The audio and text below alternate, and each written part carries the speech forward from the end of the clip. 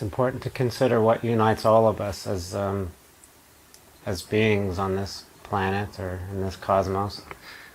What is the fundamental aspect of being human or being agency? And that is open intelligence. It's not a collection of data streams, it's not a collection of points of view, it's not dependent upon any frames of reference, any conceptual frames of reference, any ideas or belief systems. Because everybody can have their own take on the meaning of what it means to be human, or the meaning of reality, or what is the nature of mind, what is the nature of intelligence, what is the nature of reality. So we could have all kinds of descriptive frameworks, and conventionally we've been using our mind referencing all of these concepts. Second-hand knowledge, what has been presented to us, and then building an identity based on thoughts, emotions, and sensations, and only putting all of the emphasis on the thoughts, the emotions, and sensations. And it can, look in your own experience, that's complicated. Trying to figure out who we all are and how we can be harmonious together based on ever-changing descriptions is a lot of work. I mean, if you're lucky enough to stumble across a training like this, it's probably because, well, you could either be searching for the nature of mind, or else a friend who has been involved in the training has introduced you to the training, and you've seen a shift in them. So it's great good fortune to be introduced to the actual nature of our mind, of intelligence. And we can easily do that in this training by just stop thinking for a moment, stopping thinking for a moment. When we stop thinking for a moment, we are directly introduced to the nature of mind, without any frames of reference. So just consider now letting all your concepts and ideas just be as they are. Just leave them at the door for a minute. And ask yourself, what remains when I stop thinking? It's alertness, it's clarity, it's the power to know. It's quite simple. Now, if somebody had told me that when I started my search for the nature of mind, it would have made things a lot easier. Instead, it was complicated with conceptual frameworks, like stillness, the now, nothingness, some kind of blissful state. So I was always referencing every moment with my practice. Am I feeling blissful? Am I feeling stillness? Am I in the now? Or am I just lost in my descriptions? And even stillness, the now, bliss, those are all just descriptions. They're all frames of reference, conceptual frameworks. So in this training, we hear the phrase short moments of open intelligence repeated many times. Open intelligence becomes more obvious. It goes continuous. Where open intelligence starts to outshine all of the frames of reference and the assumptions and the belief system. It just becomes more and more obvious that the nature of mind is always already present. We don't have to do anything for the nature of reality to be present and for us to actually experience it. So in this training we're using words and language and sharing our direct experience to paint the picture of open intelligence. It's important that we directly experience it. So the direct introduction to open intelligence. When you stop thinking for a moment, and you introduce yourself again and again, that's very powerful. We're acknowledging open intelligence as it is. In that shortest of moment, there is no frame of reference happening. There's just this open intelligence. And that just becomes more and more obvious through these short moments. Now the short moments practice is not to always stop thinking, because when you stop thinking, the thoughts immediately, they just come back in. What was I doing when I was stopping thinking? What does all this mean? There's so much contradictions and so on and so forth. Whatever way is comfortable for you or easy for you to remind yourself to acknowledge what's looking and keeping it so simple. So whether you like to take short moments of stopping all descriptions, like leaving your baggage at the door, all of your belief systems, assumptions. Just give that gift to yourself, like say today, I'm just going to prove to myself that open intelligence is present regardless of whatever information I've come here with. So for me, short moments of not describing all of the points of view or the data streams, it's very powerful, and in that there's immediate benefit. There's immediate relief in not needing to describe everything obsessively or even moderately. And just check that out. Like when you stop describing everything, there is something about you that's okay. If you know or you don't know what I'm talking about, it's still okay. Even if it's the slightest of senses, or maybe if it's growing day by day, you feel more and more okay. So this open intelligence that's available when you're thinking, it's also the basis of thinking. Short moments of resting naturally, or resting your body and mind completely, without needing to do anything necessarily. Resting without striving. Can you all recall a moment where you weren't striving for anything? It could be when you lay your head down on the pillow to take a nap. You're not striving, you're just resting naturally. Or you're just sitting in nature and you're just kind of watching what's going on. You're resting naturally. Or it could be when you're really busy. It doesn't require, open intelligence doesn't require you to be in any special circumstance or state. It doesn't require, well, that's what I love about this training, is that I don't need to place myself in a quiet, peaceful environment to recognize the nature of reality and to get to become accustomed to it, to become familiar, for assurance to grow in open intelligence. It's actually very powerful to see that we can gain confidence in the nature of reality in day-to-day life. Everything I'd been trying before pointed to that I need to remove myself from all situations in order to gain familiarity and assurance in who I really am. And so then that excluded all the time that I was not in retreat. It didn't allow me to start to feel comfortable, okay, powerful, beneficial when I was in challenging situations. Work, relationships, feeling angry, feeling unhealthy, or feeling some physical sensations. I always thought that, okay, I need to remove myself and be free of all of these in order to know the nature of reality of mind, this expansive, all-pervasive, beneficial potency. And in this training we see that that's not really required. We offer the practice of short moments of open intelligence, repeated many times, and we can all test that out. Again, it's not going to look like anything in particular. It doesn't mean you need to sit in a certain way. You don't need to breathe in a certain way. What's looking through your eyes doesn't care if you have the best posture or the worst posture. It doesn't care what you had for breakfast. It doesn't care what kind of clothes you have on or not. It doesn't care what people are surrounding you or what the weather's doing. It simply is as it is. So short moments repeated many times, we're acknowledging our fundamental identity. It's that simple. Just because it wasn't pointed out, confirmed in our realities growing up, doesn't mean it's not the way it is.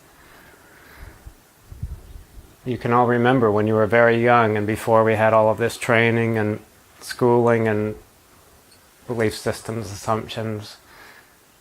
You can remember a time when it was just effortless. You knew there was just something very expansive about yourself. And it was exciting. It had a sense of wonder, and there was something easy about it, and it was a freedom in that. And then we've taken on all this training and identity, whether our gender, our nationality, our religious and spiritual belief systems, medicine, psychology. So we've built up a lot of complicated systems. For what reason? to try to get along on this planet and not destroy ourselves. But if you turn on any of the news channels and you look on the internet, how's it work? Has it worked in your experience where you feel comfortable with all of the data that you experience on a daily basis? Are we making an identity of ourselves based on our points of view about ourselves and others? And we have to say, yes, I've been doing that for my entire life. Except when I was a toddler and I didn't have all those frames of references. You know, it took a long time to build up this identity, whether you're a man, a woman, or neither, or if you're a musician or an engineer or a doctor, or you say you're from this religion or that religion. It's taken a long time to build up this identity of who we think we are, and has that given us complete life satisfaction, a sense of flourishing, harmonious relationships, ease and empowerment in all situations. So it's good to see that that doesn't provide this ultimate fulfillment.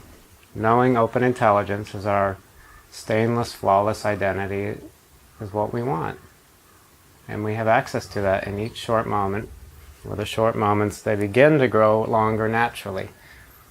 It's not contrived moments of open intelligence where you need to sit and somehow let all of your belief systems about yourself, try to change them into something else. No extremes required.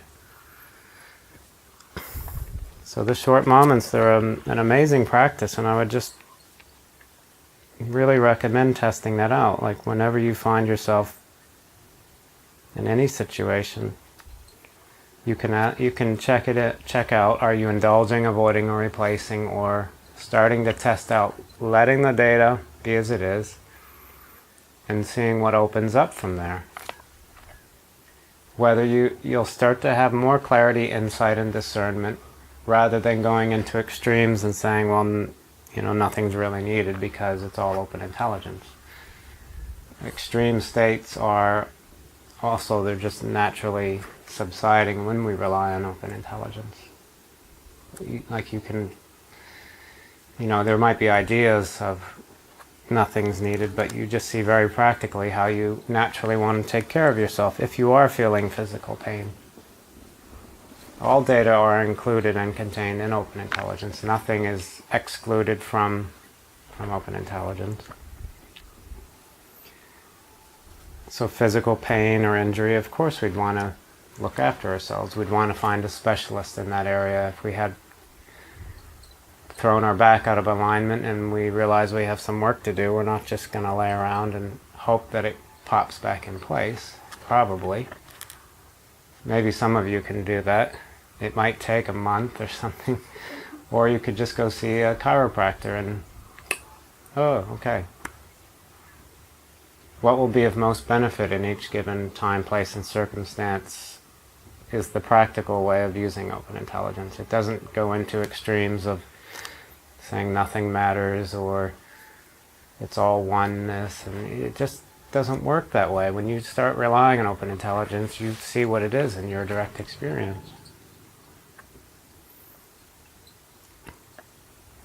And it's fine if we have belief systems around spirituality, different practices, if it's shamanic or whatever it is, but just test out short moments with whatever you're engaged in. Rather than basing healing on the concepts and the frames of reference, just take a short moment and let all of those ideas naturally be as they are. There will be a tendency to try to figure it out in the beginning, and maybe years into the practice. That's just how we've been operating for most of us. So you don't need to try to change it now and say, well, none of this has any relevance, or does it have relevance? You just continue on and check out in your own experience what is providing you the greatest benefit. Do you want to involve yourself in more descriptions based on an identity that you can't even find? Can you find an identity called your name when you really look? When you go about your day, are you always looking at your body going, I am this person, I am this person, I am this person? No, I mean, it pops into your mind and then it goes. Data are arising and self-releasing. One moment you're hungry, then you're sad, then you're jealous, then you're happy, then you're confused, then you're clear. Unpredictable, countless and ceaseless. If we try to base our stability on ever-changing descriptions, that just leads to more confusion. Maybe some moments of clarity and then moments of confusion, constantly oscillating back and forth. What we really want is the complete mental and emotional stability that is available in these short moments. Doesn't matter which data streams you're experiencing, you can always gain further assurance in your powerful, stable nature. It's really important to see that in our experience. So then you ask yourself, well, what do I do when I feel sad? What should I do with it? If you indulge in it, then you can create a whole story around why you're sad, and then you start thinking of all the past relationships that have gone wrong and all the things that you may feel regret about, and then sadness for the world, and we could be sunk. We could be in bed for days crying because the sadness is overwhelming, or we can take short moments and allow sadness to be as it is. It arises, it may seem to hang around for a bit, and it self-releases. So what I've seen practically is when I'm not indulging in those descriptions, they more and more quickly they self-release. But it has required a commitment on my part to stop indulging, avoiding, and replacing in short moments many times. And the community, the trainer, and the training of balance who will support us in gaining assurance, in allowing data to be as it is. We've had a lot of training and trainers and community and a practice in not letting things be as they are. So why not flip the switch to always on benefit? And the community are a powerful everyday example of what it means to live from open intelligence rather than indulging descriptions or avoiding descriptions or replacing them. We can borrow the trust from others if we need to. Because initially, for me, it was such a new practice that I was like, wow, how is this going to change everything that I want to change about myself? Can I actually feel comfortable with not trying to change everything about myself? Not trying to change my negativity or my sadness or my feeling shameful. Like, what will happen if I let it be as it is? Does that mean I'll actually feel more shameful, sadder? Will I feel more of this or that? Will I lose my creativity? Will I just become a zombie? But I could see in those around me that wasn't what was happening for them. If anything, they were more enlivened. They felt more comfortable. They were more confident, more loving, more available, having more access to skillful, practical solutions.